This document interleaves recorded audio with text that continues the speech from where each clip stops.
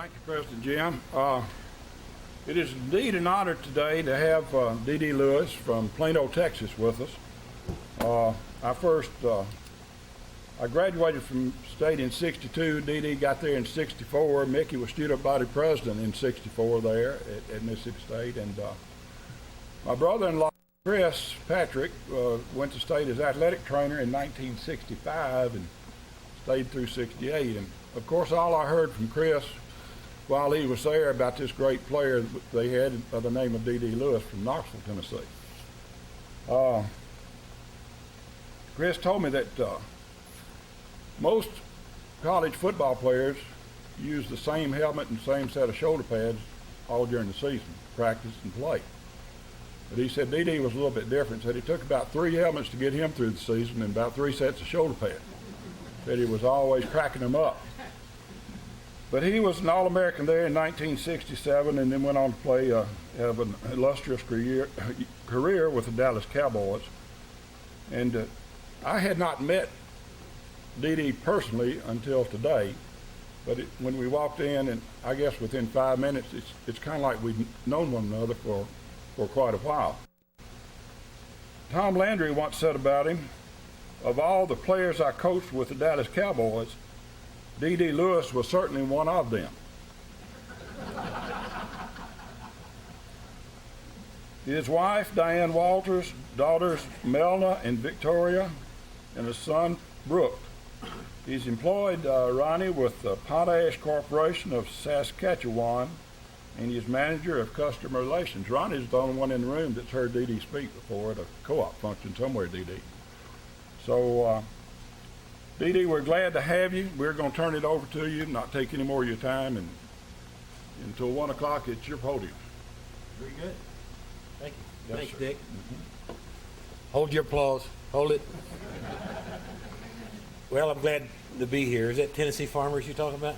Okay, good.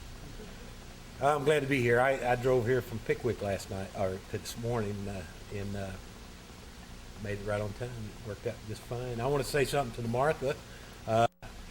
Good to see you. I don't think we've met before. Chris Patrick came down there in 1965 to Mississippi State, and I don't know why it is, but all trainers, they used to be equipment managers also, and they were just all of them. Everyone I've ever met was meaner than a snake, and I think it's because they had to put up with a lot of prima donnas and guys faking injuries and a lot of other things. But when Chris got there, he was the first decent trainer I've ever seen. Plus, I had an inside. He'd gone to the University of Tennessee, and he knew. And I was from Knoxville, so we were both away from home. So it worked out very well for us. And I saw him at the Florida game at Mississippi State when they beat them. Well, Florida beat us, I think, but Chris was worried about getting beat by Mississippi State. But down at Starkville. But anyway, I'm glad to be here. I want to say a few words to you. A few years ago, Tom Landry passed away, and he had a great funeral. A guy named Howard Hendricks from the Dallas Theological Seminary did the eulogy, and after that, we all walked out to the gravesite. We had some jet planes fly over and B-38s, and one of them peeled off. It was a great occasion. And when I walked into the funeral home, I looked down in the audience, and there was Chuck Howley, our Hall of Fame linebacker from West Virginia. And sitting next to him was a guy named Sam Huff. And Sam also was a Hall of Fame linebacker with the New York Giants and Washington Redskins. And I never met Sam, so I wanted to meet him. So I went down and said hello to Chuck. And he introduced me to Sam Huff, the great linebacker. And so Chuck said, "D.D., are you still in the fertilizer business?" I said, "Yeah, I am." I said, "But they took me out of sales and they put me in customer relations." And Sam Huff bellowed out. He says, "Yeah, now instead of selling fertilizer, you're spreading it." So, in a way, I am. I have to give you a little commercial for my company. My company is called Potash Corp now. That's the modern name for it. And on the New York Stock Exchange, it's listed as Potash, or POT. P-O-T is a symbol. And we have 7 potash mines in Canada, mostly in the Saskatchewan area. We have 2 phosphate mines in the U.S., one in North Carolina and one in Florida. And we started out with about 14 nitrogen plants, but now we have 4 left. And our main nitrogen plant is down in Trinidad, where the cost of natural gas is a lot less than it is here. And we're probably the world's largest fertilizer enterprise, fully integrated. That means we're in the industrial side, the feed side, the fertilizer side, and we're a dynamic company. We have 85% of the future deposits in potash in the world, and so our biggest customer is China and Brazil, outside the U.S. and so it's a dynamic company. They took me out of sales, put me in customer relations, and basically we have a program called Community Outreach, and that's my program. And we train the industry in safety with anhydrous ammonia, which is a nitrogen product. It's 83% nitrogen, and it's hazardous. It will kill you, but it revolutionized farming in this country, and that's a product we make, a nitrogen product. And also I go out speaking to high schools, middle schools, grade schools, talk about substance abuse and character building, and try to encourage kids to do the right thing.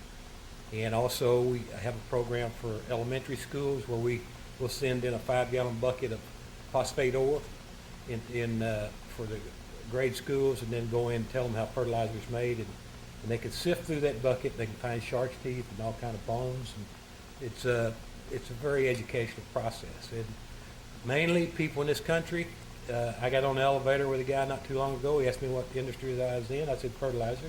He says, which kind? I said, what do you mean? He said, well, chemical or natural. And I thought, boy, this is the way it is. Most people don't know what fertilizer is. They think we're trying to kill the earth. It's a manure or it's a chemical. And I have to tell you, our potash, potassium chloride, we go down about a mile underground to an old evaporated seabed. Now, potassium chloride is right next to sodium chloride. If you can't use salt, you'll use new salt, which is potassium chloride. But we get down and it's very expensive to do this, but we'll pull that ore up, clean it up, and then size it, and we send it out to the farmer. And when these farmers take these crops off of the field, corn, grass, whatever, they're taking nutrients out of the ground, and they'll put that potassium right back in the ground. Same thing with the phosphate. The biggest thing we get out of that phosphate ore over in North Carolina and Florida is our bones. We get shark's teeth. We're the largest contributor to the Smithsonian Institute for sea creatures that have fallen to the bottom of the ocean. We go in and mine that ore. Phosphate ore is not soluble by a plant, not very soluble. We mix it with sulfuric acid, and then we expend the acid off of it. We size it up, and guess what? We send it back to this farmer, and he puts it right back in the ground. Nitrogen products. Nitrogen, the air is 78% nitrogen. We mix that with natural gas. Very high heat. And we make we make anhydrous ammonia, which is the stock for every one of our nitrogen products. And the farmer takes that and they put it right back in the ground. So our country, and this is what my company thinks, and a lot of what I do, is go out and try to educate the public in what fertilizer really is. And a lot of people now are into organic, and I eat a lot of organic foods because a lot of times that's the only place I can get some foods that I need. I mean, I can't go to my regular grocery store and get some leeks. You know, I have to go to a special store. And I'm not saying it's bad at all, but organic foods, no more nutritious, no more safe, and it costs a lot more than regular food that we buy at any supermarket. So that's my commercial, okay? I'm through with that. And I just want to say a few things about how I got into the position I'm in. I grew up in Knoxville. I'm the youngest of 14 kids. And they all said I was spoiled. When I grew up, my mother told me that she had already gone through menopause when she had me. And my dad was old when I was born. So But I grew up in the youngest of 14. We lived in a small house, a 4-room house. And let me tell you, everybody in my house, everybody in my family was trying to get my mom and dad's attention. And I had brothers who were acting out on the streets, trying to be tough guys, fighting, whatever, trying to get a name for themselves. My sisters were acting out on the streets. And I came into that mix, and I wanted that meaningful touch from my father. You know, I'd like to have my father, and I'm sure everybody in this room today would love to have their father put their arm around them and say, son, daughter, you're blood of my blood and bone of my bones. And there's nothing you can do to make me stop loving you. Would you like that? All of us would. Now, I like to give it to my kids when I can today. But my mom and dad were busy putting food on the table and clothes on our backs. And my dad, he'd get off from work. By the time I came around, he was in the printing business. He'd get off from work, he'd go to the bar, have a few drinks, he'd come home about 11 o'clock, and my mother would start in on it and wake everybody up, of course, and the same thing would happen the next morning. My house was rough, rowdy, and raucous, and the police were there often. And I grew up in that mix, and I wanted that attention. I was starving for it. I didn't know that at the time, and now, and I started acting out in Sunday school. I had a brother that carried my 2 sisters and I and my nephew down to the Baptist church, Broadway Baptist Church, and we'd disrupt the Sunday school teacher, and because they could not discipline us where we got it at home. And I think everybody can cut up in Sunday school. Maybe they'll show you a little bit more grace than they do in the public schools. And I'd aggravate teachers in the public schools. I can remember in the 3rd grade, I got in a fight with a classroom bully. And we were standing in single file, and I threw a punch at him, and he ducked. I hit his sister right in the chin. And it was the first time I got kicked out of school. You know, and I got a little reputation from that. Some guys wanted to hang out with me. Also, I can remember in the 4th grade, sitting at the kitchen table, studying my spelling words for the next day's test. My mother came in and said, Dee Dee, you're too stupid to pass that test. And I'd go to school and never write a word down. You see, I grew up, my perception of who I was dumb and stupid, white trash. I lived across the tracks, and I was never going to amount to anything. Now, that perception wasn't grounded in reality, but that's the perception I had. And I think that's why we need people around us today, so that we can bounce our perceptions off of. People that will help us get grounded in reality, because I know a lot of us deep down inside have different types of perceptions that we wouldn't tell anybody about what we think we are. But here I was in that state of mind. Those teachers, they passed me socially to get rid of me out of their classes. At the time I was 12, I ran away from home twice. Thank goodness I didn't get very far. And when I was 13, I was hanging out on the street corner with a bunch of guys, and against my parents' wishes. And one night, a friend of mine and I got caught stealing the car. They sent us down to the juvenile home. My friends, mom and dad, came and got him that night. They stuck me into solitary confinement, said I was incorrigible.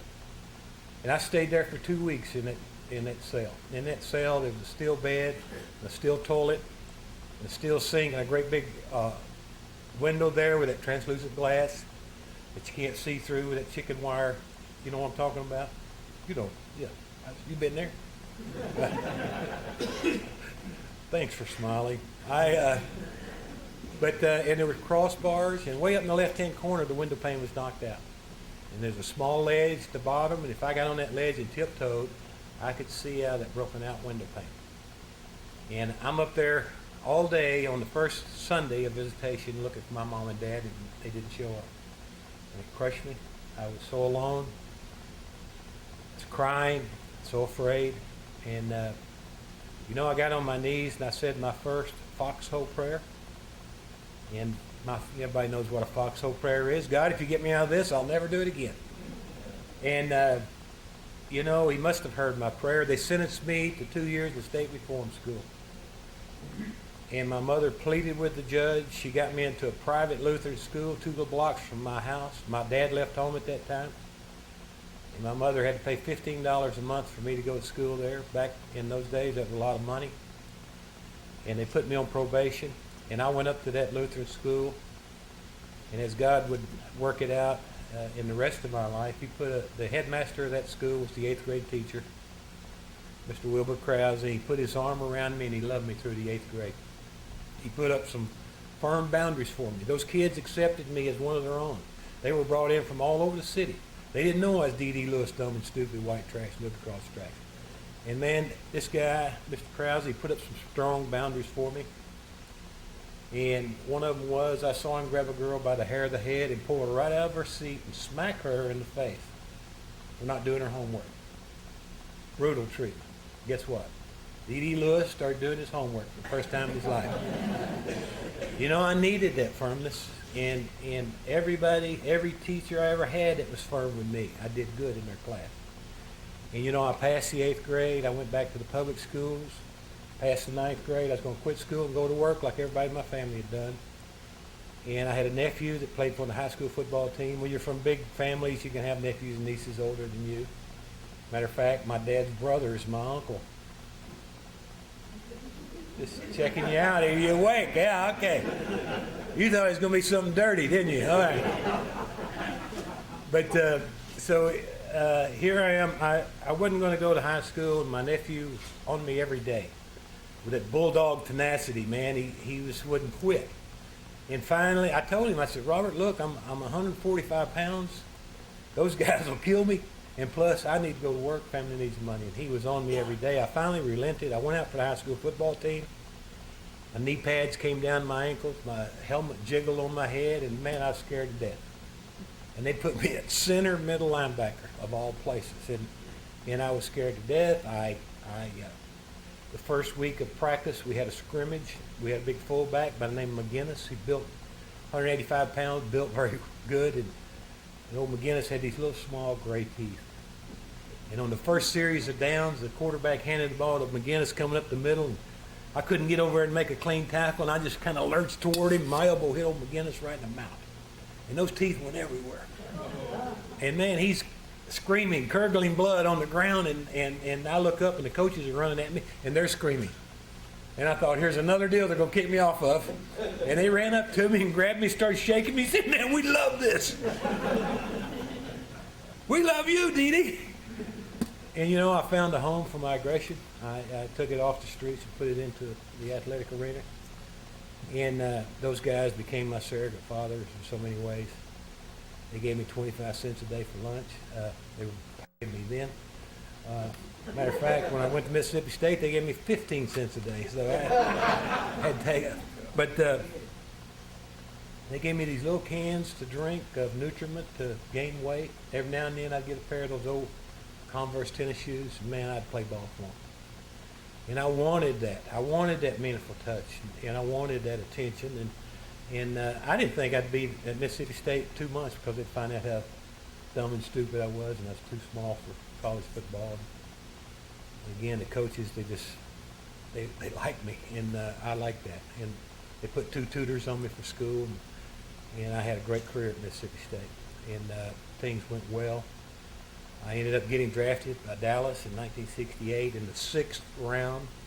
They'd already drafted 2 linebackers in front of me, and things didn't look good. I thought I'd probably be there not very long because I was too small and too slow for the pros. And I got married right before I went to training camp. My first salary was $15,000. I got an $8,000 bonus, which I immediately bought a GTO car with. And everybody today says, well, that's not very much money, but that was a lot more than school teachers were making back in 1968. I think school teachers were probably making $3,000.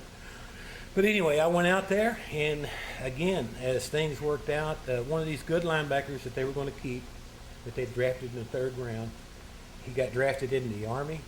They were going to keep them and let me go. He got drafted in the Army, and I slid in the back door and made the Cowboys football team. And here was old Coach Landry. Coach Landry, first thing he tells you, he says, guys, nothing funny ever happens on a football field. And that's the way he wants you. And he says, I hire and I fire. I don't answer to anybody but the owner. And he put the fear in you automatically. He tells you how you're going to act, and he puts the fear into you. You got to do what he says. And man, it was tough. And he was a great coach because he made us do what we didn't want to do. who wants to go out here and work that hard? Well, not normal people, but anyway, here we are, and you got Coach Landry, the straight, stand-up Christian guy, and then over here you got a quarterback by the name of Don Meredith.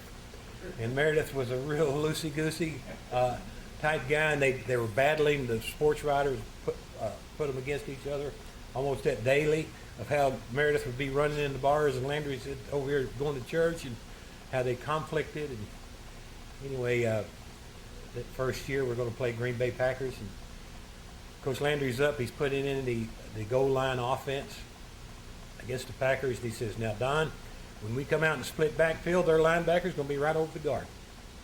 And Don says, "Well, Coach, how do you know? How can I be sure?"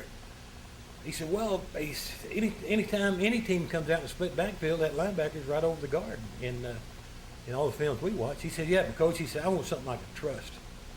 He says, "Look, Don," he says, "we take our the 3 previous games that our opponents played, and we base our offensive game plan off of those 3 games. Nobody's going to come in here and change up their whole system within a week. They can't do it."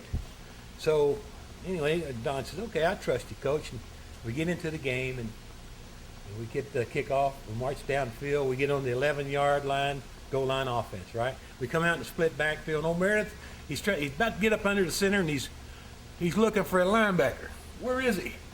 And he sees him way down at the end of the line. He says, "Hey, you, get up here where you're supposed to be." But he was the coolest guy I'd ever been around as far as in the heat of the battle. And but I played with some great players, Bob Lilly and Bob Hayes and Leroy Jordan and Chuck Halley and Dave Edwards, and all kind of running backs, Tony Dorsett and Randy White and Meredith and Staubach. And I mean, it was just got to play in 9 NFC championship games, which is the game right before the Super Bowl. We lost 4 of them. We won 5 of them. Got to play in 5 Super Bowls. We won 2 of those and lost 3 of them. 2 of them to the Pittsburgh Steelers, by the way. And they're still a nemesis as far as I'm concerned for the Cowboys. But one day we may lay that to rest. But I had a great career, and I proceeded to have a couple children. It took me a long time to save enough money. I bought some property outside of Dallas. And my last game with the Cowboys was after the 1981 season. Actually, it was in January of '82. We were playing the San Francisco 49ers in the NFC Championship game right before the Super Bowl. And they had a quarterback by the guy named Joe Nevada. And you're awake. All right. I like it. Montana. And this was his debut, I guess. But in that game, when you may have seen it on the classic ESPN Classics, it's number 19 on their top 25 plays, where Montana rolls out to his right and he throws the ball to Dwight Clark in the end zone. Now, if you ever see that play again, look for old number 50. Slow motion, I am tracing Montana. That was my last play. And let me tell you, I haven't caught him yet. It's been, how many years ago? It's almost over 25 years ago. And I was getting out of the shower not long ago, and I'm drying off, and I'm thinking, why did you blitz on that play? How many of us have something in our past that we just can't get rid of, But, I don't ruminate those games as much as I used to over and over in my mind, especially when I'm having a hard time sleeping. But I was ready to get out of football. I'd played football 26 years of my life. I got to make some local TV commercials there in Dallas. I was voted most popular Cowboy my last year, which is something usually designated to a prima donna, which is a wide receiver, a running back, or quarterback. And I won that thing by 12,000 votes and received the Bart Starr Meritorious Award for doing community service. And I was ready to get out of football. And I'd gotten to make a Miller Lite beer commercial, which I thought was a professional football player's dream. And let me tell you, it wasn't 1 year after I retired that I started partying more at that farm, and my wife and children quit coming out there. We had 4 horses and 10 head of cattle. It was a great place. It was 20 minutes from my house. And they quit coming out there because they got tired of cooking for us and cleaning up after us. And I took a job in the oilfield supply business, entertaining customers. And we'd go out for lunch and have a few drinks, and they'd go back to the office, and I'd go back to the bar. And after one big party at that farm in February of 1983, my wife, she said, "Dee Dee, look, if you don't stop drinking, I'm going to divorce you." And I knew she was serious. You see, but she had said something like that most of our married life. What I always heard her say was, "Dee Dee, if you don't stop drinking, you're going to end up like my father." And her dad died of alcoholic death.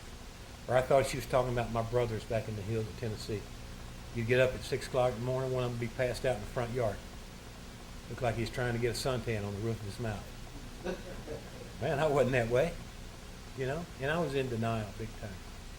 Well, I started going to those AA meetings in February of 1983, and for 3 years I was in and out of those meetings, in and out of 3 treatment centers, and I ended up losing everything I held dear in my life. My wife, my children, my farm, any money I had. And at the end, I was this close to the bottom. And my best friend was a cocaine dealer. And it reminds me of my feelings at that time. It reminds me of a little poem that goes like this. It says, "Across the fields of yesterday, he sometimes comes to me. A little lad just back from play, the boy I used to be. He smiles at me so wistfully once he's crept within. It is as though he came to see the man I might have been, with regret and guilt." And I started going back to those meetings in February of 1986, and for the first time surrendering to a foe that I could not defeat. And I started reaching out for help, and I started receiving it. And in that program, you need a mentor or a sponsor to lead you through those steps. I had 2 men picked out. I was afraid to ask one of them for help because I was afraid of rejection. One night I got on my knees and I prayed that God would lead one of these men into my life. 5 minutes later, the phone rang. One of these guys. Another guy, Bill. And I asked him if he would help me, and he says, "Man, I'd be glad to. What are you doing tomorrow night?" I said, "Nothing." He said, "Well, let's take an AA meeting up to Terrell State Hospital." And he immediately started getting me out of myself and helping other people. And we started working those steps, and my life started getting pretty good. And I got a job in the fertilizer business, and my life started taking off. I'd lost my family, but I had not lost myself yet. And I started working that program, and my life started changing. After a couple years in that program, I wanted to know who the God of Abraham, Isaac, and Jacob really was. You see, I grew up in the Baptist church. I became a Christian at 9 years old. But my idea of God was that he looked like Charlton Heston in the 10 Commandments. And he had a big old staff. And he had a sharp end on it. And he was after me. And you know, I always tried to act good to get his graces. And now I know that he gives me his grace so I can act the way he wants me to act. But anyway, I wanted to know who the God of Abraham, Isaac, and Jacob really was because I didn't know him. Even though I'd been in church, I did not know what God's word said. And so I called the pastor at the church we'd been going to. We wanted our daughters to grow up in church, and was giving them money but nothing else. And told him I tried to read the Bible, didn't make sense. And I told him I tried to come to church, and I felt like everybody was judging me. And he said, "Well, Dee Dee," he said, "I've got another guy who's disgruntled with the church." He said, "Why don't we start meeting on Monday morning and study a little book he wrote called The Measure of a Man?" And that book is about Paul writing Titus and Timothy and giving Titus and Timothy, giving those guys the characteristics to look for in the leaders of the church. And here's another man put his arm around me, led me right back into the church. I got to find out that God does have a plan for me, a way to live. And I started going back to church, and I think I cried the whole first year. I got into Bible studies. I got into memorization. And after a couple years, I got into a small group of 15 families. We'd meet every 2 weeks and study God's Word and praise and eat. And that was the church in a microcosm. And so after being in church a couple of years, I got remarried. And my wife had a son. I got these 2 daughters. Abandoned families together. It's caused a lot of emotional friction. If you've been through it, you know what I'm talking about. And we've had a lot of therapy and a lot of wise counsel. here I am memorizing these verses, and my wife get on me about something, and I go get the Bible and hold it up, and I say, you know what it says about you in here? And she said, no, what? And I said, well, it says that it's better for a man to sleep on the corner of the roof than in the house with a contentious woman. And it never worked. Oh, man, we got into Promise Keepers. Man, I was so fired up. And she'd always say, well, some kind of Christian you are, you know. And I've made a lot of mistakes. And even with my daughters, I finally was getting my relationship back with them. And I just started praying for my food in public. And so I called my daughters one Saturday, and we were going out for hamburgers every weekend. And I said, girls, let's go get a cheeseburger. They said, Dad, look, we're not going out with you anymore as long as you pray in public, like the way you've been doing. I thought, oh, my goodness, here, I'm going to lose my daughters to stand up for Christ. You know, I thought I was going to be in a firing squad for Christ. I was going to get shot, and here it is on a little everyday basis. That what am I going to do? So I went to my men's group. We've been meeting every Monday, studying books on how to become godly men, and told them my dilemma. What was I going to do? And they said, come on, Dee Dee. The biggest relationship you have is with your two children. And they said a very profound thing. They said, besides, you can pray standing in line. I said, duh, I didn't know that. You see, I need other guys. I need other men in my life. The difference in me today is I'm trying to take responsibility for Dee Dee Lewis, for my actions, for my behavior, clean up my mess wherever I have it. I may lie to you today, but I can come back and say, hey, I'm from Texas and I tend to exaggerate. I lied to you yesterday. And I can make it right. Let me tell you. And it's a big difference in my life. Most of my life, I lived on the fence. I lived a double life. On one side, I'm a stand-up Christian athlete, and the other side, I'm crowded in the streets doing very shameful things with the guys, and it almost killed me. It's a big difference in my life today. I mean, I still make mistakes, but I need other men around me so I can balance my perception, and they can help hold me accountable. Let me tell you, the men I work with, you know what they say to me? They say, Dee Dee, your mind is like a bad neighborhood. You don't need to go in there alone. And I'll give you an example how it works. And I know you men know what I'm talking about. Let me tell you, here's how my life works today. I meet with a guy every Saturday morning, accountability group. We talk about our relationship with God, our relationship with our wives, our relationship with our children, our time and money, and the moral and ethical parts of our life. And here's the way my life works. I'll go to a dealer. He's going to have an auction. He's going to have a customer gathering, and he's going to have an auction. And so I'll stop by the Cowboy store there at the airport, and right here is these Cowboy footballs, $29.95. I can autograph that. They can auction it off. Probably get $32 for it.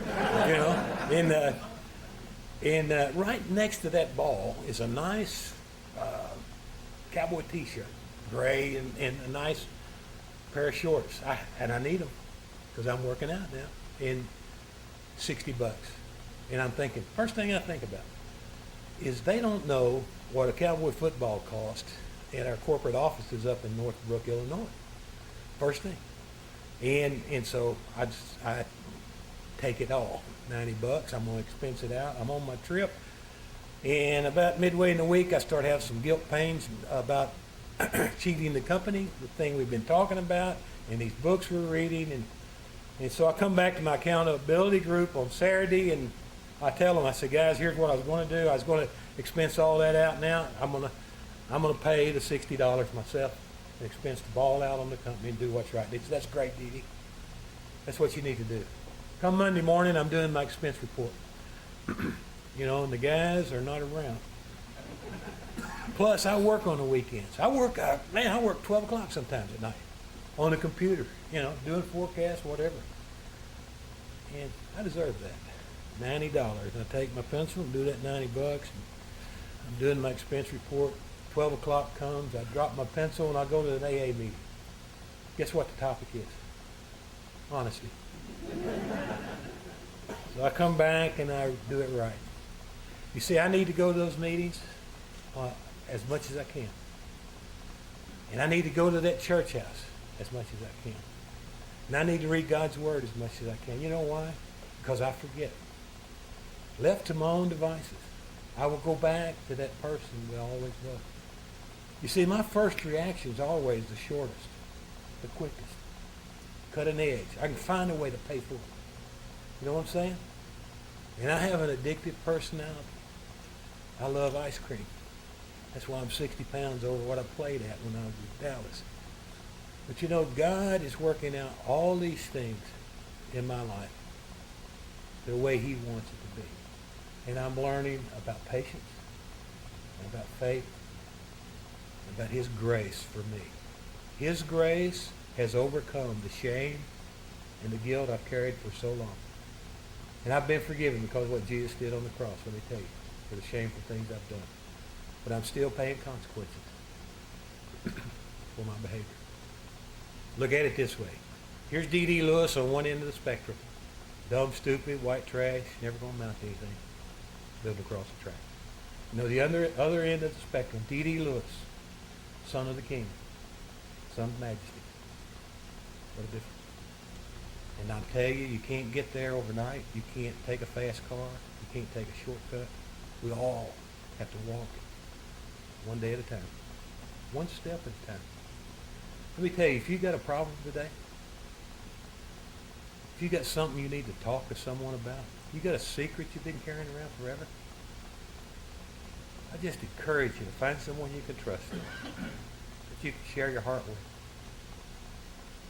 Not only will it make you feel better, but it'll light that person up that you share with. And that's the way it is. That's the way it works in God's economy. Not only does it help us, but it helps the other person. And my life is good today. And I owe it all to God. And I can't say I'm perfect. He's still not through with me. My wife needs to smack me around a little bit more before I get shiny. But my life's good today. And I think because, this may be going out on a limb, God may have put me through all that to get me to a place where he can work with me, that I can do his purpose now. And I heard Dwight D.L. Moody, one of his quotes was that Moses, his first 40 years, he spent trying to be somebody. His second 40 years was spent being a nobody. And his last 40 years was spent finding out what God could do with a nobody. And I hope that's the way a lot of our lives are going to be. And I think it is in mine. I love coming back to Tennessee. And Dick, I thank you for getting me up here. Now I got to hasten down to Tunica, Mississippi, and do a few talks down there, and maybe play some golf. Meet my wife down there. Let her slap me around a little bit more. But I'm grateful to be here, and thank you so much. I've got my rings up here if you want to look at them, and I've got some pictures that I'll autograph if you want one. And thank you. Thank you, everyone. Appreciate it.